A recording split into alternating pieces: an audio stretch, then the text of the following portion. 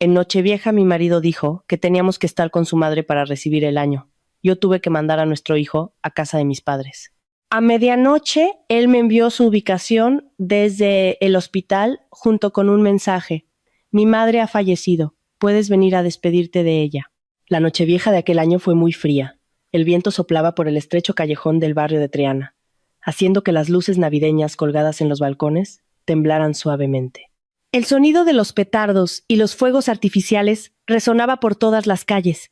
Los niños reían y corrían, mientras que dentro de las casas el olor a cordero asado, a turrón y a leña de las chimeneas se mezclaba en ese aroma tan familiar de las fiestas. Pero en la casa de la familia de mi marido, el ambiente era completamente distinto. Yo estaba sentada a la mesa de la cocina, frente a una olla de sopa de marisco recién apartada del fuego, con las manos aún manchadas de haber pelado langostinos. Llevaba 3 años casada. Todos los años yo era la primera en levantarme, la que más trabajaba, pero también la que pasaba más desapercibida. Me llamo Carmen, y mi marido es Alejandro. Alejandro estaba sentado en el sofá del salón, viendo el especial de Nochevieja en la televisión de TVE, riendo y charlando con su hermana menor. Los dos pelaban langostinos y comían polvorones, dejando los envoltorios sobre la mesa, mientras mi suegra, doña Rosa, me lanzaba miradas de reojo de vez en cuando. ¡Carmen!, gritó doña Rosa. Me levanté de inmediato. Dime, Rosa.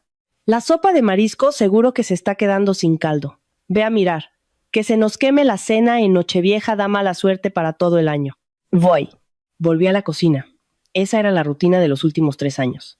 En esta casa, yo parecía más una empleada del hogar que una nuera. Alguna vez llegué a pensar que, si tenía paciencia y aguantaba, las cosas mejorarían. Pero hay cosas que, cuanto más las toleras, más las asume la gente como una obligación. El sonido de la televisión subió de volumen. Quedaban 10 segundos para el nuevo año. Todos empezaron a contar con las uvas en la mano. 10, 9, 8. Yo me quedé en la cocina mirando la olla hervir, sintiendo un profundo vacío. Hace 3 años, Alejandro me cortejó con muchísima insistencia. Todos los días me llevaba flores a la oficina. Una vez, lloviendo a cántaros, me esperó en la puerta durante 2 horas, solo para acompañarme a casa. En aquel momento, pensé que había encontrado a un buen hombre. No sabía que en lo que realmente se había fijado no era en mí, sino en mi familia. Mis padres tienen una gran almazara, una empresa de producción y exportación de aceite de oliva en un pueblo de Sevilla. No son multimillonarios, pero el negocio es muy estable y cada año facturan un par de millones de euros. Alejandro lo sabía. Toda su familia lo sabía. La única que no lo sabía era yo. 3, 2, 1. Desde el salón estallaron los gritos. ¡Feliz Año Nuevo! Me sequé las manos y salí. Doña Rosa estaba repartiendo el aguinaldo, unos sobres con dinero por las fiestas. Alejandro tuvo el suyo. Su hermana Lucía también. El nieto pequeño también. Cuando llegó mi turno, doña Rosa me miró, soltó una risita seca y dijo, bueno, este se lo daré al niño. Tú ya estás casada, no vas a pedir aguinaldo a tu edad, ¿verdad? Todos rieron. Yo también reí. Esa sonrisa ensayada a la que me había acostumbrado durante 3 años. En ese momento, mi móvil vibró. Era una videollamada de mi madre. Alejandro frunció el ceño. Vete fuera a hablar, hay mucho ruido aquí. Asentí y me fui al dormitorio con el teléfono. En cuanto cerré la puerta, solté un suspiro de alivio. Acepté la llamada y apareció el rostro familiar de mi madre, María. Detrás de ella se veía el salón de la casa de mis padres, con mi padre, Antonio, sirviendo unas copas de cava. Carmen, cariño, ¿ya os habéis tomado las uvas? Sí, mamá. ¿Os lo estáis pasando bien por allí? Sonreí. Muy bien, mamá. Mentía con total naturalidad. Pero justo entonces, la mirada de mi madre se congeló. Se quedó mirando fijamente algo detrás de mí a través de la pantalla, y su rostro se tensó de golpe. Carmen dijo en un susurro muy bajito, no te des la vuelta. Me está latiendo el corazón a 1000 por hora. Mamá, ¿qué pasa? Mi madre seguía mirando hacia el fondo, casi murmurando. Escúchame, pero no dejes que nadie se dé cuenta. Me quedé petrificada. Dime, mamá. Dentro de un rato, exactamente a las 2 de la mañana, tu padre irá a recogerte en el coche. Me quedé helada. ¿Qué? No hagas preguntas. Actúa con total normalidad. Que no sospechen nada. Un sudor frío me recorrió la espalda. Mamá, ¿qué está pasando? Mi madre respiró hondo. La familia de tu marido planea estafarnos. Sentí como si me hubieran dado un golpe en la cabeza. ¿Qué? Están montando un proyecto inmobiliario falso en Marbella. Tu padre lleva 2 meses investigándolo. dijo mi madre lentamente. Planean pedirte prestados 150,000 euros y luego toda la familia huirá a Miami. Me faltó el aire. 150,000 euros. Hacía medio mes, Alejandro me había hablado de eso. Dijo que un tío suyo tenía una inversión segura en la Costa del Sol. Me pidió que hablara con mis padres, para que nos ayudaran un poco. Yo aún lo estaba pensando. La voz de mi madre tembló. ¿Y sabes qué pasará contigo? Se le quebró la voz. Planean dejarte aquí para que tú cargues con las deudas y la culpa. Me quedé muerta en vida. En el salón, las risas y la música de la televisión seguían sonando alegres. Pero dentro de la habitación, sentí que se me helaba la sangre. 3 años. 3 años, aguantando, callando, sirviendo, y resulta que para ellos solo era un peón en un tablero. Mi madre susurró. Carmen, escúchame. A las 2 en punto, sal por la puerta trasera. Tu padre estará esperando. La pantalla se apagó. Me quedé en medio de la habitación con las manos temblando. En ese momento, desde el salón, oí la voz de Alejandro. ¿Dónde está Carmen? Di un respingo y me miré en el espejo. Me sequé una lágrima furtiva, respiré hondo y esbocé una sonrisa. Esa sonrisa dócil a la que estaban acostumbrados. Abrí la puerta y salí. Aquí estoy. Alejandro me miró. Dice mi madre que mañana vayas a ver a tus padres por Año Nuevo. Doña Rosa sonrió falsamente. Carmen, hija, aprovecha y pregúntales a tus padres por los 150,000 euros de los que hablamos el otro día. Bajé la cabeza. Sí, Rosa, hablaré con ellos. Alejandro me miró satisfecho. No tenía ni idea de que, en unas pocas horas, yo dejaría esta casa para siempre. Y esta vez, no me iría llorando. Volví a sentarme en el salón como siempre. Afuera seguían los petardos. La televisión emitía las galas musicales de Nochevieja. Olía a cava y a turrón. Todo parecía igual que las navidades anteriores. La única que ya no era la misma era yo. Miré el reloj de pared. Las 12:15. A las 2 de la mañana llegaría mi padre. Quedaban casi 2 horas. 2 horas que me parecieron 2 años. Carmen, la voz de Doña Rosa, me devolvió a la realidad. ¿Qué haces ahí, pasmada? Trae una bandeja con sidra y más dulces. Voy. Me levanté. Mis pasos eran lentos, como de costumbre. Nadie notó nada raro, pero por dentro el corazón me latía como un tambor. Sabía que, a partir de ese momento, cada uno de mis movimientos debía ser calculado. A la mínima sospecha, no podría escapar. Llevé la bandeja al salón. Alejandro estaba hablando por teléfono. Estaba de espaldas a mí y había bajado la voz, pero aún así logré escuchar un par de frases. Tranquilo, tío. Mañana ella irá a pedir el dinero. Son solo 150,000, los padres de mi mujer lo tienen de sobra. Me quedé parada detrás de Alejandro, sosteniendo la bandeja, con el alma congelada, así que lo tenían todo meticulosamente planeado. Alejandro se dio la vuelta, me vio y sonrió. Ah, Carmen, siéntate. Dejé la bandeja en la mesa. Doña Rosa me miró y chasqueó la lengua. Las nueras de otras familias descansan en Nochevieja, y tú siempre andas torpe. Bajé la vista. Lo siento, Rosa. Lucía se rió por lo bajo. No te enfades, cuñada. Mamá solo bromea. Agarró un trozo de mazapán. Ya verás, cuando nos lleguen esos 150,000 euros y peguemos el pelotazo, te convertirás en toda una señora. La miré.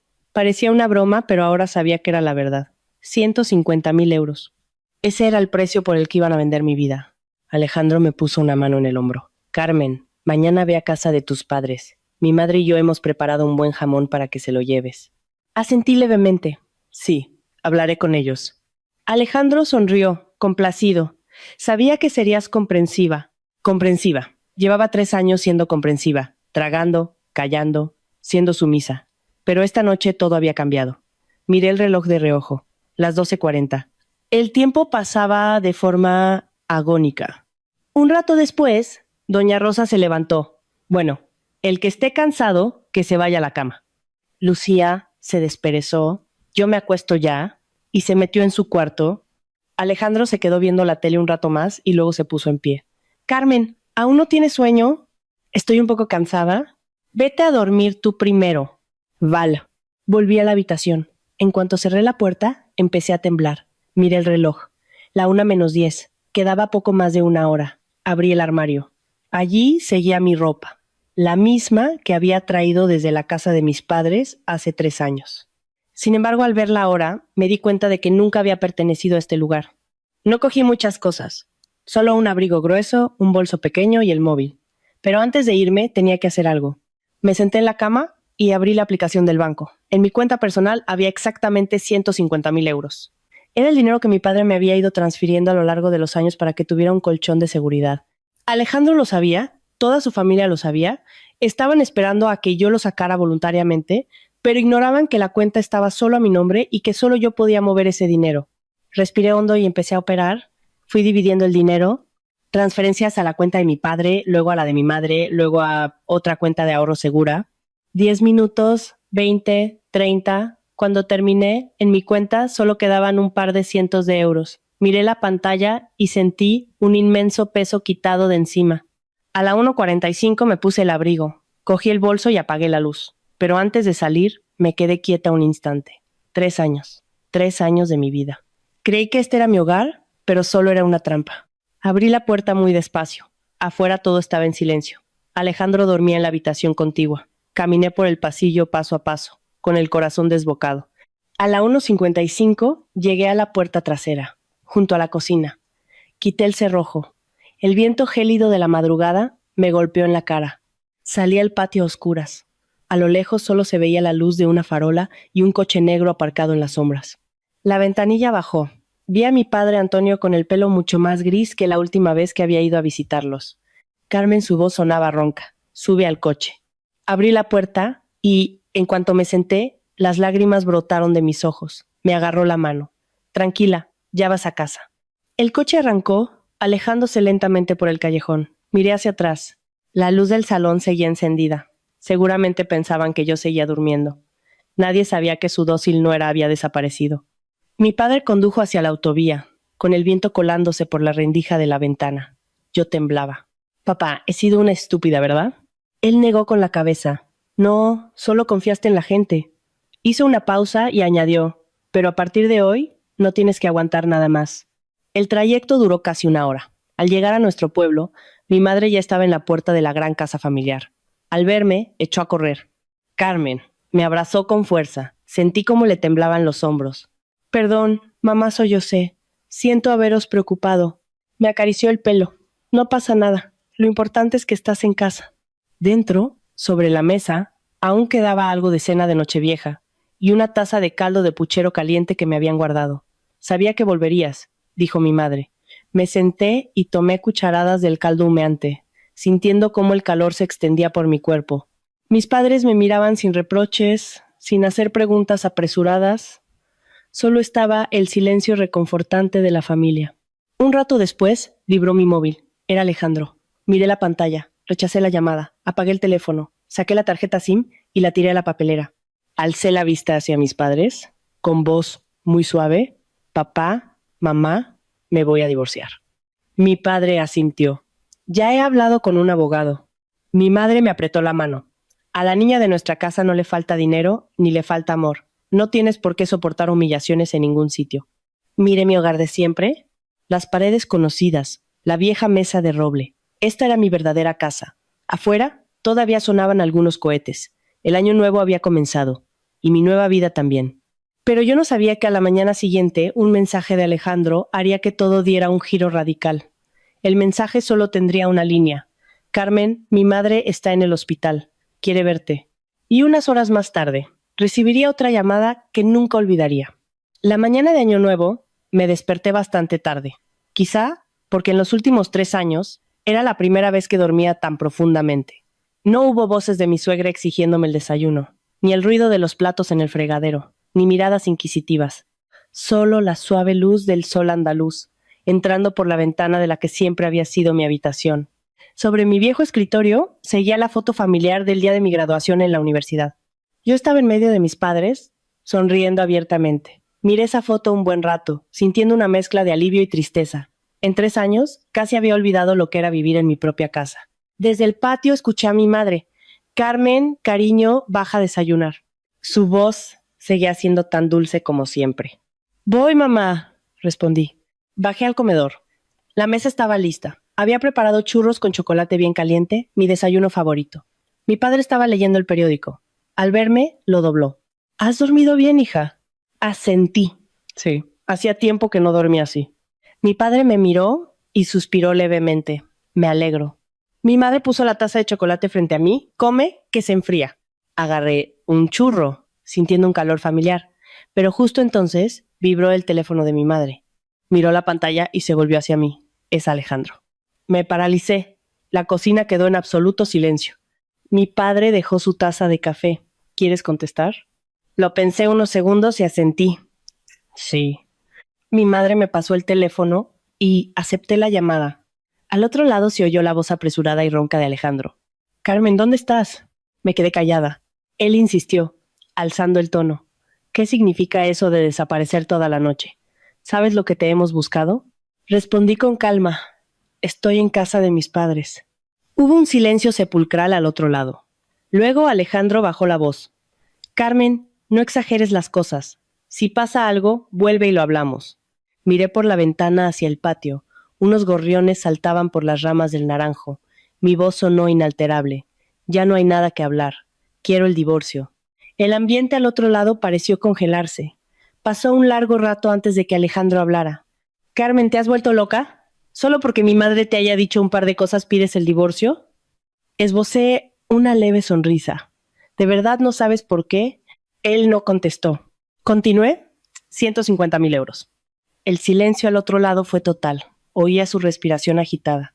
Carmen, no sé quién te ha dicho qué, pero no importa quién me lo haya dicho, lo importante es que lo sé.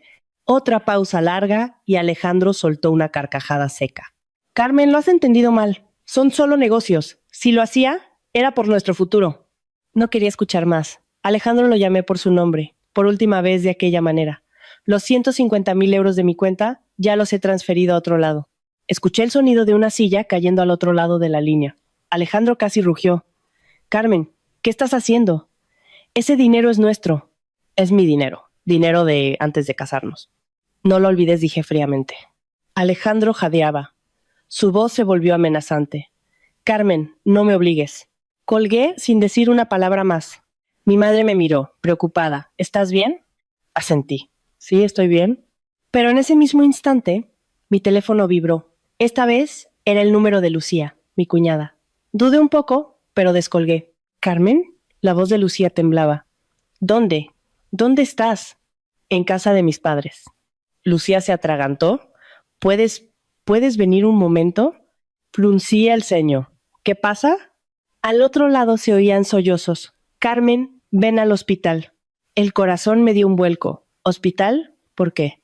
Mamá, se ha desmayado, dijo Lucía entre hipos. El médico dice que tiene una crisis hipertensiva muy grave. No para de decir tu nombre. Me quedé callada, invadida, por una sensación indescriptible. Mis padres me miraban.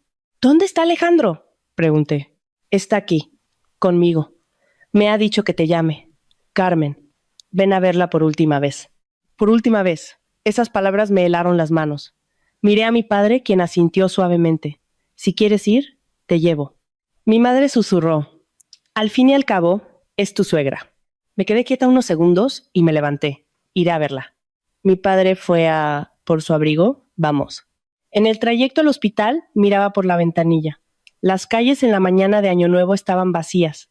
Las guirnaldas de los portales se mecían con el viento. Recordé mis 3 años como nuera. Hubo momentos en los que realmente pensé que si me esforzaba un poco más, todo iría bien. Pero resulta que hay personas que no cambian nunca. El coche se detuvo frente a urgencias del Hospital Virgen del Rocío. Alejandro estaba en la puerta. En solo una noche, parecía otro. Llevaba la camisa arrugada y los ojos inyectados en sangre. Al verme bajar del coche, corrió hacia mí.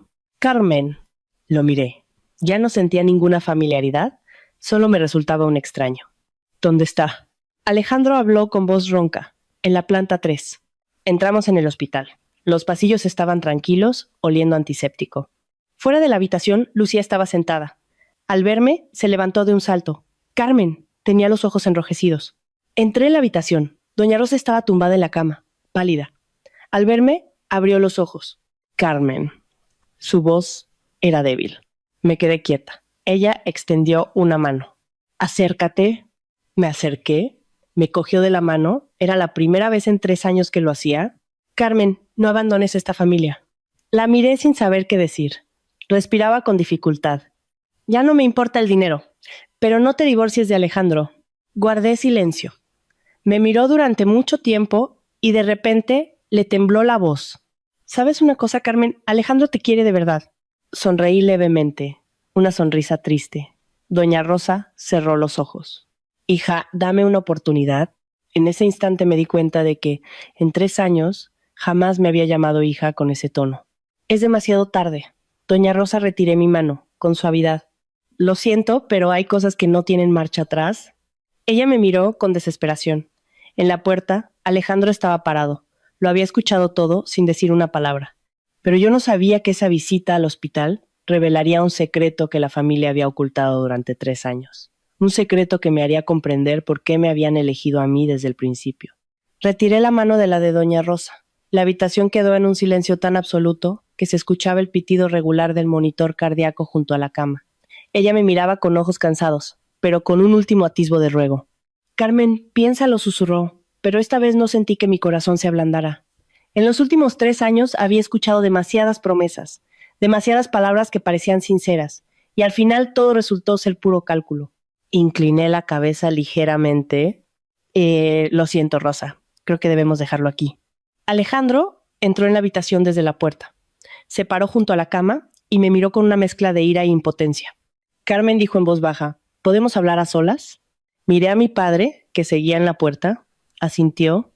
Me volví hacia Alejandro. Vamos fuera. Salimos al pasillo del hospital. En la mañana de Año Nuevo estaba muy desierto. Solo algunos familiares de pacientes dormitaban en las sillas de la sala de espera, agotados por la Nochevieja en vela. Alejandro se paró frente a mí y me miró largo rato. Carmen, ¿de verdad quieres divorciarte? Sí, respondí sin dudar. Él soltó una risa amarga. ¿Es que estos 3 años no han significado nada para ti? Lo miré a los ojos. Dime tú, ¿te parece justa esa pregunta? Alejandro no respondió. Seguí hablando.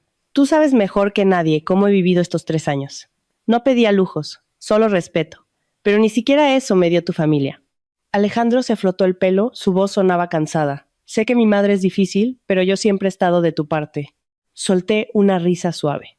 ¿De mi parte? Estabas de mi parte cuando planeabas con tu madre cómo sacarme 150,000 euros. Se quedó paralizado. Después de un largo rato, murmuró, Carmen, no es lo que piensas. Entonces, ¿qué es? Alejandro apartó la mirada hacia la ventana del pasillo, donde daba la luz de la mañana. Suspiró. Carmen, ¿alguna vez te has preguntado por qué te perseguí tanto al principio? Me quedé en silencio. Lo había pensado muchas veces. No fue por dinero, dijo él.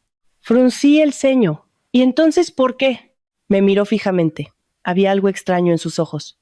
¿Porque te pareces a alguien? Me quedé atónita. ¿A quién? Alejandro calló unos segundos. Luego dijo muy despacio.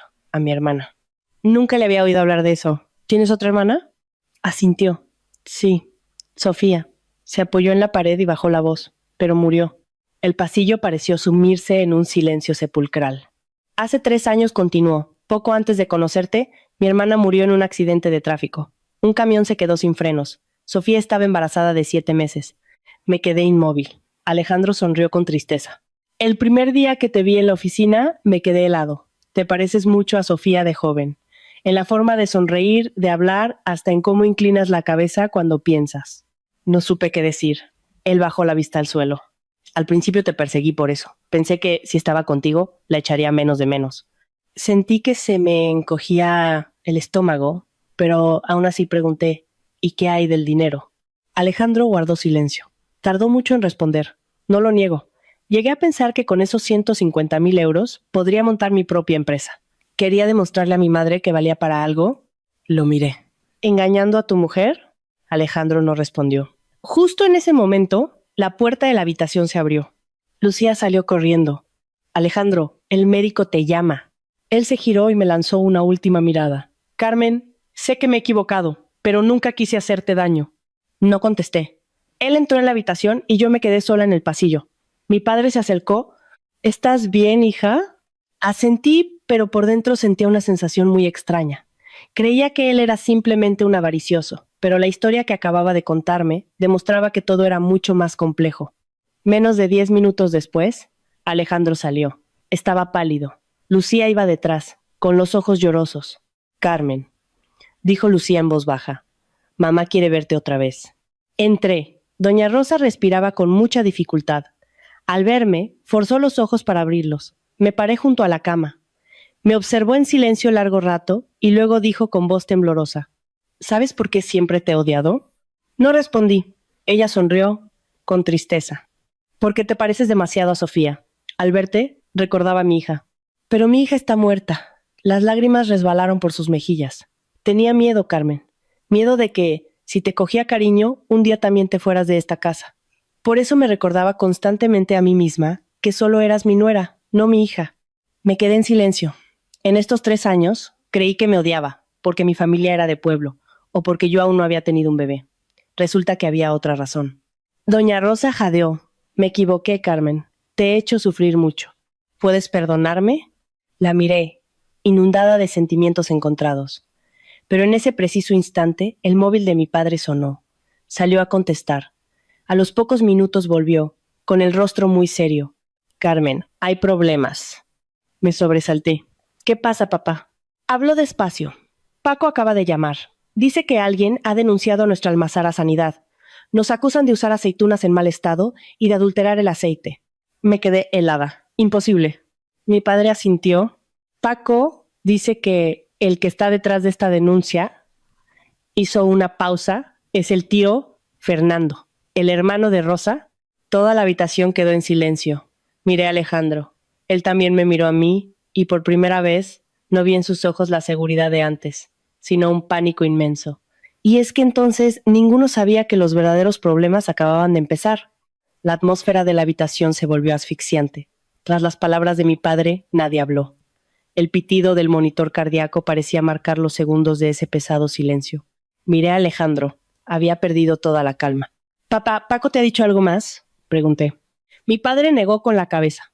Solo que esta mañana llegó una inspección sorpresa a las instalaciones. Alguien presentó un informe acusándonos de incumplir las normas sanitarias. Eso es absurdo, reaccioné de inmediato. Trabajamos con los mismos agricultores de siempre, y nuestros controles de calidad son estrictos. Paco dice que los inspectores afirman tener pruebas, dijo mi padre, con el ceño fruncido. Yo llevo toda la vida en el sector del aceite, por eso sé que alguien nos ha saboteado a propósito. Lucía, que había estado callada junto a la cama, tembló. Carmen me miró. ¿Has dicho que el responsable es mi tío Fernando? Mi padre asintió. Paco dice que quien proporcionó la documentación a los inspectores fue él. Miré a Alejandro. Tu tío. Alejandro se quedó rígido. No puede ser. Mi tío no haría eso. Ojalá no lo fuera, dijo mi padre, pero ahora mismo todo apunta a él. Doña Rosa, en la cama, se agitó levemente.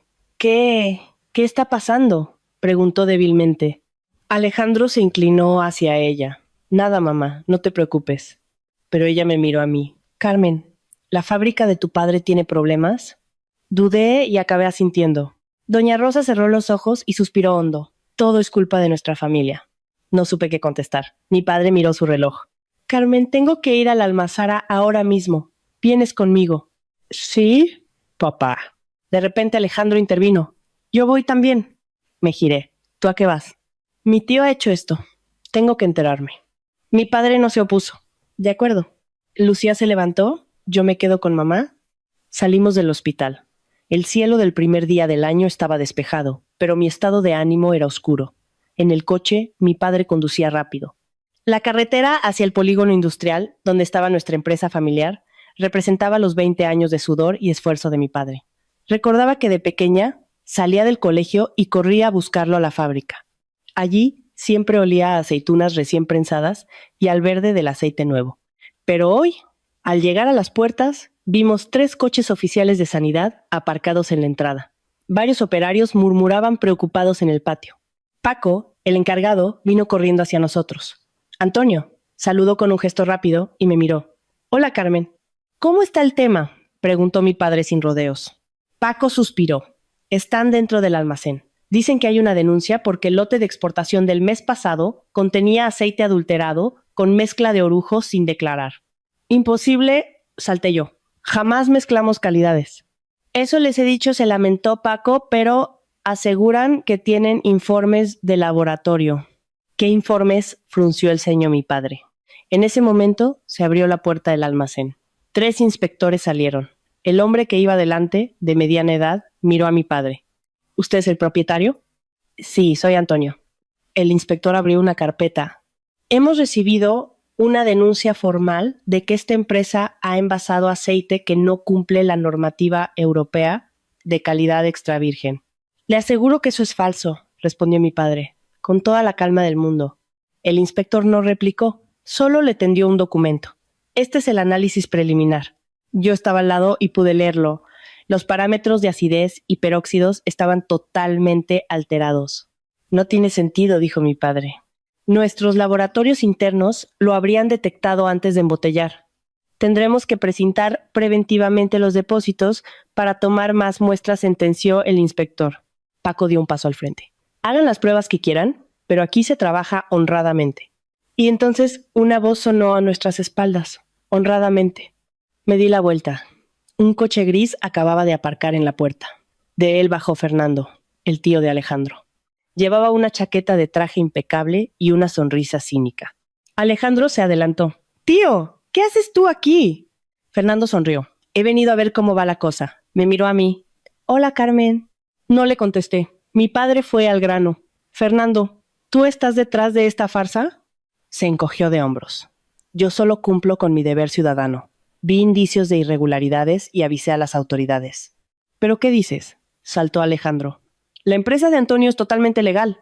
Fernando lo fulminó con la mirada, y sus ojos se volvieron de hielo.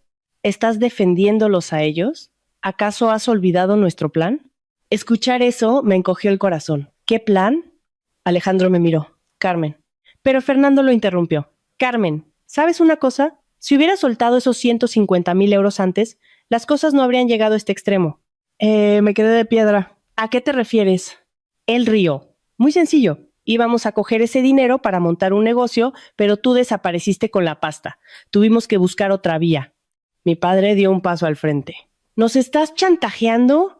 Fernando negó con la cabeza. Solo digo los hechos. En los negocios, a veces hay que usar ciertas artimañas. Miré a aquel hombre y sentí un escalofrío en la espalda. Así que esto iba mucho más allá del dinero. Fernando miró a Alejandro. Ya lo ves. Por culpa de esta niñata, has echado a perder nuestro plan. Alejandro apretó los puños. Tío, te has pasado. ¿Qué me he pasado? Se burló Fernando. ¿Te olvidas de quién te consiguió trabajo? ¿De quién te enseñó cómo sacarle el dinero a tu mujercita? Miré a Alejandro y en mi cabeza resonaron las palabras de Fernando. ¿Cómo sacarle el dinero a tu mujercita? Alejandro agachó la cabeza. No dijo nada. En ese instante comprendí que hay verdades que, aunque te las imagines, cuando las escuchas en voz alta te cortan como un cuchillo. Mi padre habló con voz gélida. Fernando, vas a pagar por esto. Ya lo veremos, sonrió él, y se dio la vuelta para subir al coche. El vehículo se alejó dejando un rastro de polvo y un ambiente asfixiante. Miré a Alejandro y le dije, casi en un susurro, tú sabías todo esto desde el principio, ¿verdad? Él no contestó, pero su silencio fue respuesta suficiente. Aparte la mirada. No quise decir más, pero lo que yo no sabía era que, apenas unos días después, saldría a la luz una verdad aún más dolorosa. Y la persona que más me sorprendería no sería Alejandro, sino mi suegra. Cuando el coche de Fernando desapareció, la tensión en el patio de la almazara se podía cortar con un cuchillo. Los operarios no se atrevían a decir nada. Mi padre se quedó de pie, erguido, pero noté cómo apretaba los puños. 20 años construyendo esto para enfrentarse a una jugarreta así. Antonio, preguntó Paco, acercándose. ¿Ahora qué hacemos? Mi padre respiró hondo. Primero, demostrar que nuestro aceite está limpio. Se giró hacia los inspectores. Les exijo que tomen muestras de todos los depósitos aquí y ahora, frente a nosotros. El inspector jefe asintió. Es nuestro procedimiento. Los técnicos empezaron a moverse por el almacén. Todos estaban ocupados. Solo Alejandro y yo quedábamos en la puerta. Le miré. ¿Tienes algo más que decir? Alejandro no levantó la cabeza. El viento arrastraba el olor inconfundible del aceite de oliva. Tardó mucho en hablar. Carmen, no creí que mi tío llegaría tan lejos. Solté una carcajada sin gracia. ¿No lo creíste o no quisiste creerlo? Levantó la vista con ojos de puro agotamiento. Sabía que mi tío quería el dinero, pero nunca supe que pensaba hundir la empresa de tu padre. Lo observé fijamente. Silencio total. Ese silencio me heló más que el viento de enero. Mi padre se nos acercó. Miró a Alejandro. ¿Lo sabías todo desde el principio? Alejandro agachó la cabeza. Sí. Una sola sílaba que lo destrozó todo. Mi padre no gritó, solo suspiró. ¿Sabes qué es lo que más me duele, muchacho? No es el dinero, es que yo confiaba en ti.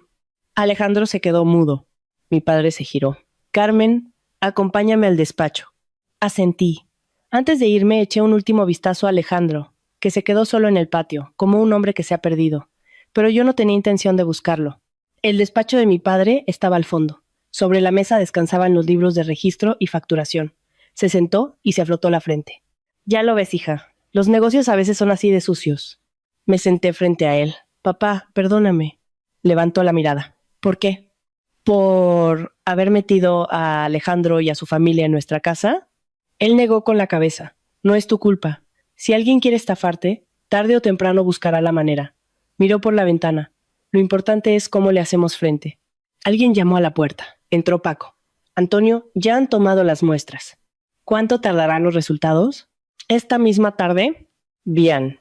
Paco vaciló. Antonio, otra cosa. He estado hablando con los peones. Bajó la voz. Me han dicho que hace un par de días entró un desconocido en las naves de filtrado. Decía que venía de parte del tío Fernando. Mi corazón dio un salto. Si de verdad modificaron las muestras, todo estaba preparado con antelación. ¿Quién le dejó pasar?, preguntó mi padre.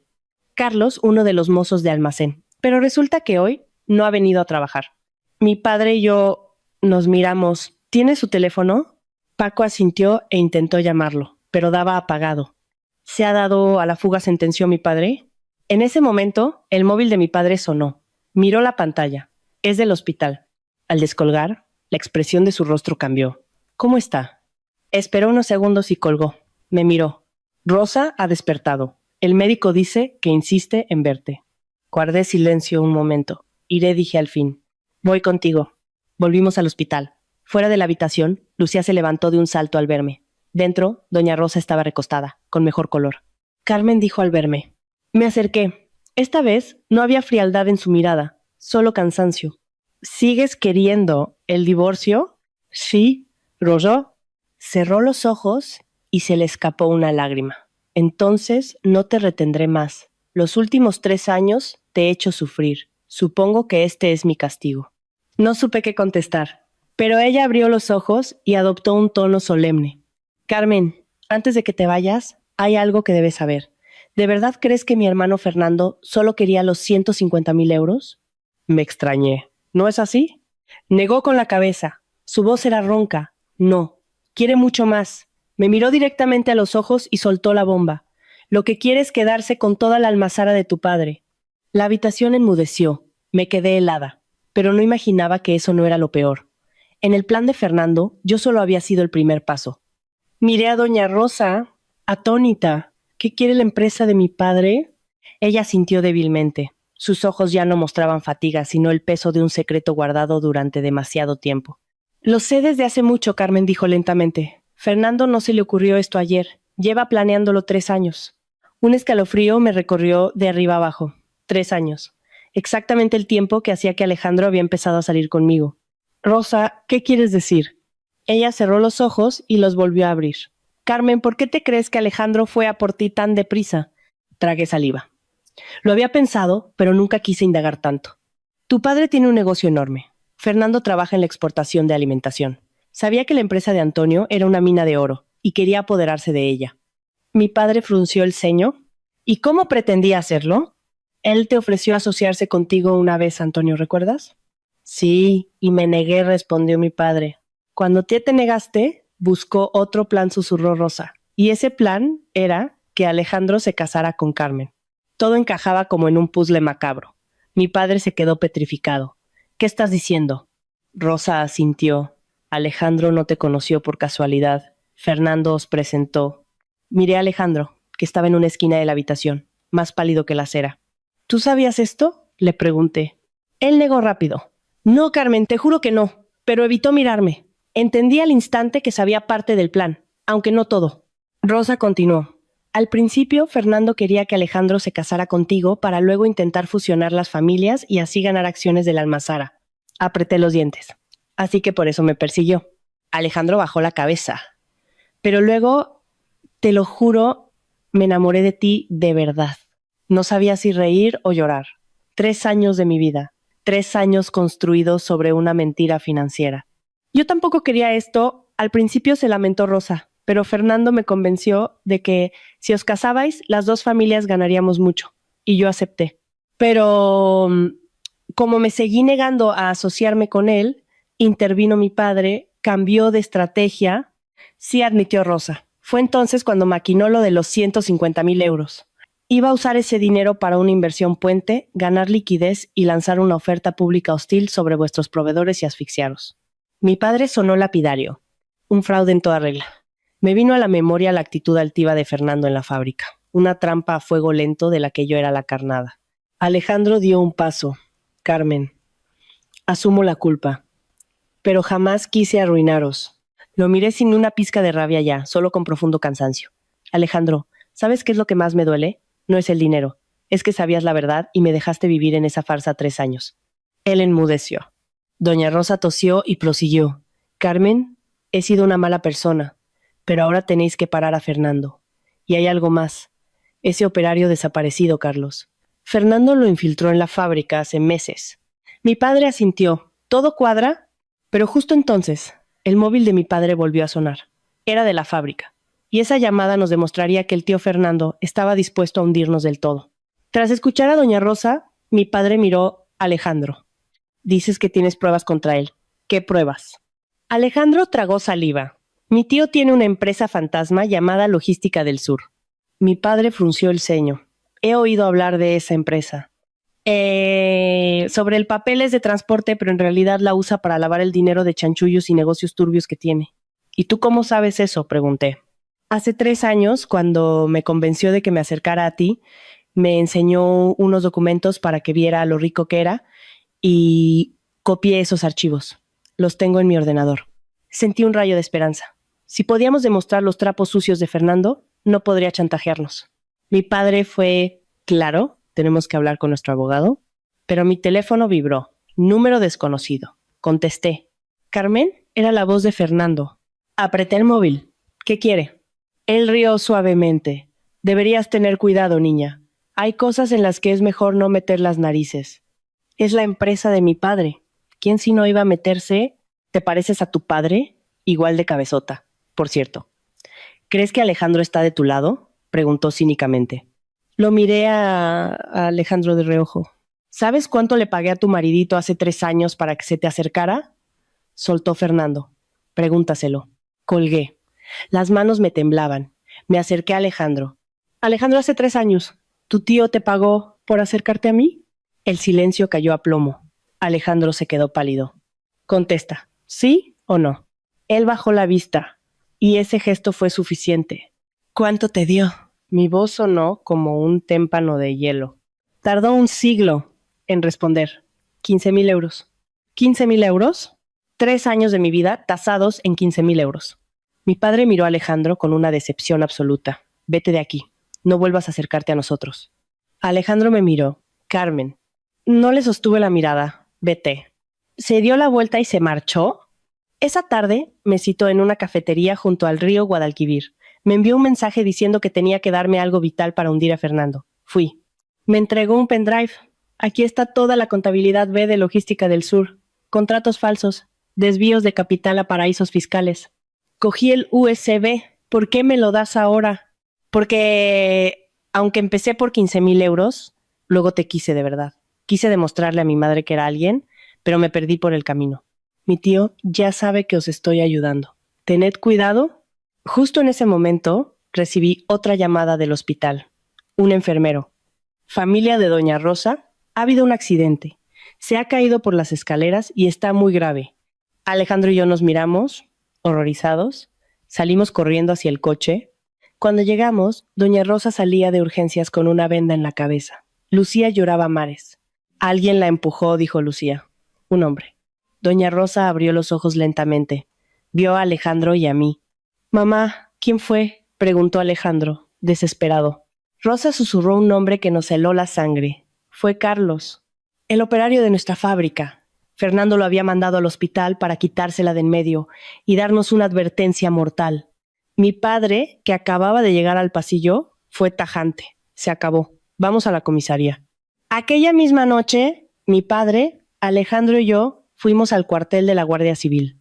Entregamos el pendrive con todos los datos financieros de la empresa fantasma y denunciamos el intento de homicidio y el sabotaje a la almazara. La información del USB era oro puro. En cuestión de 2 días, la Guardia Civil emitió una orden de arresto contra Fernando por fraude, extorsión y asociación ilícita. Carlos, el operario, fue detenido poco después y cantó de plano. Admitió que Fernando le había pagado para contaminar una muestra de aceite y para empujar a Rosa por las escaleras del hospital. Todo era una treta para hundirnos, comprarnos a precio de saldo y deshacerse de quien hablara de más. Una semana después, las autoridades sanitarias y la Junta de Andalucía levantaron el precinto a la almazara. Nuestro aceite de oliva era 100% virgen extra. Los clientes extranjeros respiraron aliviados. De pie en el patio de la empresa, bajo el sol invernal de Sevilla, sentí que la pesadilla había terminado. Mi padre me puso una mano en el hombro. Ya lo ves, Carmen, si uno hace las cosas bien y tiene la conciencia tranquila, acaba saliendo adelante. Sí, papá. 3 días después, volví al hospital para cerrar un último capítulo. Rosa estaba casi recuperada, recostada en la cama. Al verme entrar, su mirada era la de una mujer vencida pero en paz. Carmen, ¿qué habéis decidido Alejandro y tú? Hice una pausa. ¿Ya hemos firmado los papeles del divorcio? Una lágrima solitaria surcó la mejilla de mi suegra. Es culpa mía. Negué con la cabeza. No hay marcha atrás, Rosa. Me agarró la mano. ¿Podrás perdonarme algún día? La miré. Había aguantado 3 años, pero también había aprendido que el miedo hace que las personas cometan errores horribles. Asentí suavemente. Ya no te guardo rencor. Doña Rosa rompió a llorar, por primera vez, como una madre de verdad. Un mes después, abandoné para siempre mi casa de casada. Alejandro estaba en la puerta. No me dijo mucho, solo me miró. Lo siento, Carmen. Lo sé. ¿Vas a estar bien? Miré hacia la calle, bañada en luz. Viviré, no para olvidar, sino para seguir adelante. Subí a mi coche y me alejé. En el retrovisor, la figura de Alejandro se fue haciendo cada vez más pequeña hasta desaparecer. Así acababa un matrimonio de 3 años. Sin gritos, sin histeria. Solo 2 personas tomando caminos separados. En esta vida, el dinero puede comprar muchas cosas, pero jamás comprará la confianza. Una vez rota, por mucho que duela, no se puede recomponer. Si yo fuera la narradora de esta historia y me sentara frente a ustedes para reflexionar, les diría que no debemos apresurarnos a juzgar. Aquí hubo avaricia, debilidad y mentiras. Carmen perdió 3 años preciosos por una farsa nacida de un plan de negocios y un soborno de 15,000 euros. Pero no se hundió en el odio. Se levantó con la cabeza alta. Alejandro fue el eslabón débil, atrapado entre la ambición familiar y su propia conciencia. Pero al final eligió entregar el pendrive, sabiendo que lo perdería todo, redimiéndose un poco a sí mismo. Fernando, cegado por la avaricia, demostró que un plan maestro edificado sobre la ruindad siempre se derrumba. Y doña Rosa pagó el precio de no saber sanar el dolor por la pérdida de su hija Sofía, proyectándolo en la persona equivocada. La vida nos da 3 grandes lecciones aquí. Primero, un matrimonio jamás debe empezar con cálculos económicos. Si falta la honestidad, es un cascarón vacío. Segundo, no hay que tener miedo a irse. Marcharse de un lugar tóxico no es fracasar, es proteger tu dignidad. Tercero, la vida siempre da la oportunidad de enmendar los errores, pero esa ventana no dura siempre. A ustedes, que leen esto, si se encuentran en encrucijadas difíciles o atrapados en silencios injustos, sepan que siempre hay un camino de salida. Les deseo una vida llena de paz y que, por muchas pruebas que la vida les ponga, nunca pierdan su bondad ni entreguen su confianza a quien no la merece.